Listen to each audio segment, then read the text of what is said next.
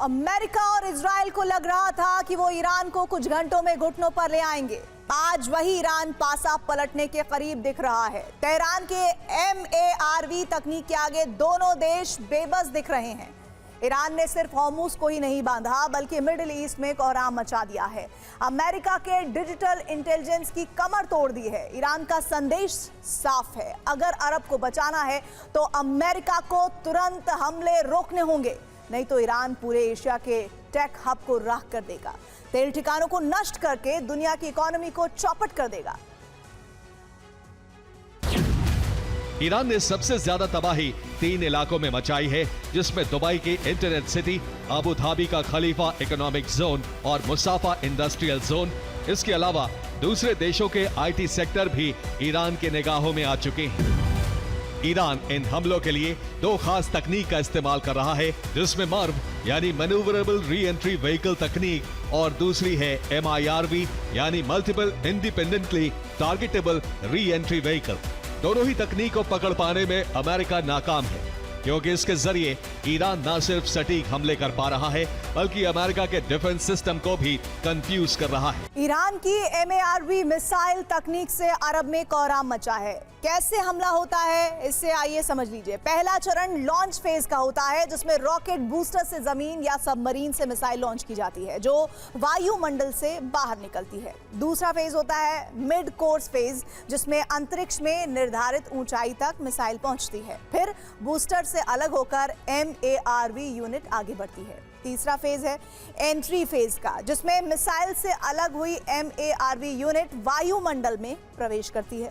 Unit में लगे sensors का इस्तेमाल होता है। चौथा चरण मैन्यूवरिंग फेज का होता है, जिसमें वॉरहेड थ्रस्टर्स की मदद से अपनी दिशा बदलता है। वो डिफेंस सिस्टम को चकमा देने के लिए कभी भी सीधा तो चलता दिखेगा तो कभी आपको जिगजैग चलता हुआ दिखेगा। पांचवा चरण अटैक फेज का है। इसमें वॉरहेड वाली MARV यूनिट दुश्मन के डिफेंस सिस्टम को चकमा देती है और इमेजिंग सेंसर से टारगेट पहचान कर सटीक हमला कर देती है। MARV और MIRV ईरान के पास दोनों तकनीक से हमले करने वाली मिसाइलें भी हैं, जिसमें 1400 किलोमीटर रेंज वाली हाइपरसोनिक मिसाइल फतेह, खैबर शिकन 1450 किलोमीटर रेंज वाली और इमाद 1700 किलोमीटर रेंज वाली MARV मिसाइलें, जबकि 2000 किलोमीटर रेंज वाली खुर्रम शहर और 1800 किलोमीटर वाली शहाब मिसाइल MIRV है। दुबई की इंटरनेट सिटी में स्ट्राइक से भारी नुकसान हुआ है। दुबई में अमेरिकी कंपनियों के एशिया मुख्यालय हैं और वहां 500 से ज्यादा US कंपनियों के हाईटेक ऑफिसेज हैं। दुनिया की 1600 से ज्यादा IT कंपनियों के ऑफिस भी यहीं पर हैं और इंटरनेट सिटी को दुनिया का सबसे बड़ा डिजिटल इकोनॉमी जोन कहा जाता है। इंटरनेट सिटी पर 40 से ज्यादा मिसाइलों से अटैक किए गए। वहां अब तक 400 से ज्यादा ड्रोन अटैक हो चुके हैं। दुबई समेत कई शहरों में डिजिटल डार्कनेस का खतरा है। युद्ध के लिए US को डिजिटल इंटेलिजेंस इनपुट रुक गया है। अमेरिका और इजराइल बार बार ये दावे कर रहे हैं कि ईरान की ताकत को 36 दिन के युद्ध में पूरी तरह खत्म कर दिया गया है। तेल अवीव और वॉशिंगटन के इन दावों पर यकीन करना मुश्किल है, क्योंकि ईरान के हमलों की रफ्तार पहले से ज्यादा है, पहले से घातक है। ईरान पहले से ज्यादा एडवांस मिसाइलों का इस्तेमाल कर रहा है। इसीलिए सवाल यह है कि क्या दोनों देश सच बोल रहे हैं या फिर इंटेलिजेंस की नाकामी है। रिपोर्ट यह भी है कि ईरान ने अमेरिकी और इजरायली हमलों की काट ढूंढ ली है। ईरान की इंजीनियरिंग कोर इस युद्ध में कमाल का काम कर रही है और इसी वजह से इजराइल के शहरों में सायरनों की गूंज रुक नहीं रही और धमाकों का सिलसिला लगातार जारी है। अवीव को टारगेट कर एक बार फिर ईरान की तरफ से मिसाइलों से हमले किए गए हैं। अमेरिकन एम्बेसी का बिल्डिंग है और वहां पर मैं कई फायर ब्रिगेड की गाड़ियों को देख रहा हूं। मेरे ठीक सामने में इस वक्त तेल अवीव में अमेरिकन एम्बेसी का बिल्डिंग है और वहां पर मैं कई फायर ब्रिगेड की गाड़ियों को देख रहा हूं, जो कि आश्चर्यजनक तौर पर है। इस जो अप्रत्याशित तौर पर हम लगभग यहाँ जब भी आते हैं तो कभी हमने इस तरह से इतने सारे फायर ब्रिगेड की गाड़ी एम्बेसी के ठीक सामने नहीं देखी है। उत्तरी इलाके के कफ्र कन्ना में ईरानी मिसाइल हमले के मलबे से भीषण आग लगी।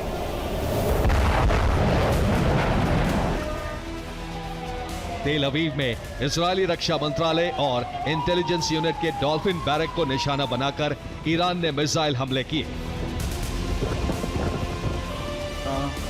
पेटा टिकवा की एक फैक्ट्री में भारी नुकसान हुआ है। इसके अलावा हाइफा पर भी भीषण हमले किए गए। हिजबुल्लाह के रॉकेट हमलों के बाद उत्तरी इजराइल में सायरन गूंज उठे। सीमा से 60 किलोमीटर दूर अल फहम जैसे शहरों में भी अलर्ट जारी किया गया।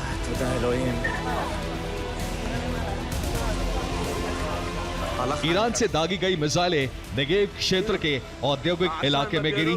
इसके कई वीडियो सामने आए हैं। ईरानी गोलाबारी की वजह से इजरायली बस्तियों में भारी दहशत और डर का माहौल है। मध्य इजराइल के रोशाइन में ईरानी हमले के बाद आग लग गई।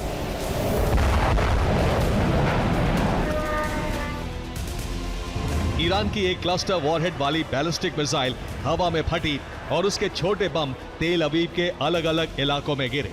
इससे काफी नुकसान हुआ और कुछ लोग घायल हुए। ईरान बहुत तेजी से अपने बंकरों और मिसाइल साइलों को ठीक कर रहा है। अमेरिकी खुफिया जानकारी के मुताबिक हमले के कुछ ही घंटों बाद ईरान उन्हें फिर से काम के लायक बना लेता है। ईरान अपने हथियारों को जमीन के नीचे छिपा रहा है। इन बंकरों पर हमले होने के बाद लॉन्चर नष्ट नहीं हो रहे हैं, सिर्फ मलबे में दब जाते हैं और ईरान मलबा हटाकर इन्हें फिर से बाहर निकाल लेता है। जमीन पर डिकॉय यानी नकली लॉन्चर का इस्तेमाल कर रहा है ताकि दुश्मन को भ्रमित किया जा सके।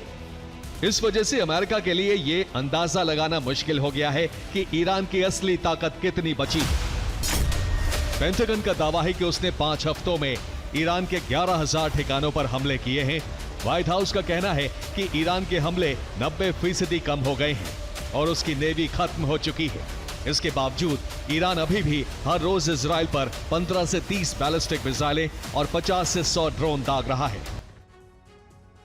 जंग में अमेरिकी वायुसेना को हुए नुकसान से ईरान के हौसले बुलंद हैं और डोनाल्ड ट्रंप बैकफुट पर नजर आ रहे हैं। दावा है कि अमेरिकी राष्ट्रपति ने ईरान को 48 घंटे के युद्ध विराम का प्रस्ताव भेजा था, लेकिन ईरान ने इसका जवाब अपनी बारूदी मिसाइलों से भेज दिया है। साथ ही ईरान ने ऐलान किया है कि वो किसी अल्प विराम के लिए तैयार नहीं है।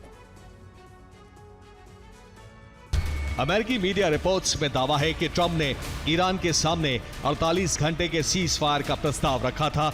यह प्रस्ताव तीसरे देश के जरिए ईरान को भेजा गया, लेकिन ईरान ने ट्रंप के प्रस्ताव को खारिज कर दिया है। ईरान ने मौखिक या लिखित जवाब के जरिए प्रस्ताव खारिज नहीं किया, बल्कि बारूद बरसाकर यह ऐलान किया कि वो अल्प विराम के लिए तैयार नहीं है। दावा है कि पाकिस्तान के पीएम शहबाज शरीफ ने बड़ा षड्यंत्र रचा था। पाकिस्तान वार्ता की आड़ में ईरान के बचे हुए टॉप लीडर्स की लोकेशन अमेरिका को देने वाला था ताकि इन्हें भी अमेरिका खत्म कर सके। रिपोर्ट्स की माने तो 2 बार अमेरिकी प्रतिनिधिमंडल वार्ता के लिए इस्लामाबाद आने वाला था, जिसका नेतृत्व उपराष्ट्रपति जेडी वेंस कर रहे थे, लेकिन दोनों ही बार ईरान ने आखिरी वक्त में वार्ता रद्द कर दी।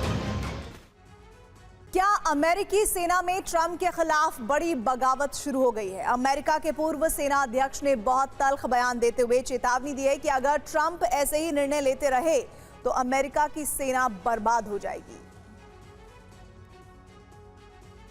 एक पागल आदमी महान अमेरिकी सेना को बर्बाद कर देगा। जनरल रैंडी ए जॉर्ज का यह बयान बहुत गंभीर है, क्योंकि ये उस शख्स की चेतावनी है जो 2 दिन पहले तक अमेरिकी सेना की कमान संभाल रहा था।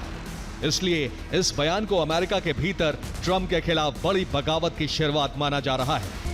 2027 के लिए $1.5 ट्रिलियन का रिकॉर्ड रक्षा बजट मांगा गया है, जो दुनिया के इतिहास का सबसे बड़ा सैन्य खर्च होगा। ये मौजूदा रक्षा बजट से करीब 40% ज्यादा है।